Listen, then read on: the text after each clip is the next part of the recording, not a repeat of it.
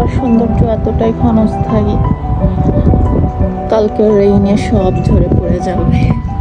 মানে 1 উইকের মতো থাকে, রেইন হলেই শেষ।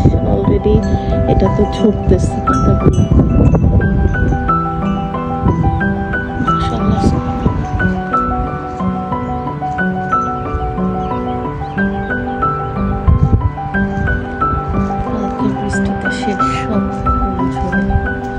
আজকে কি সুন্দর ঝলমলে ওয়েদার। স্প্রিং এর এই সময়টাই খুব ভালো লাগে।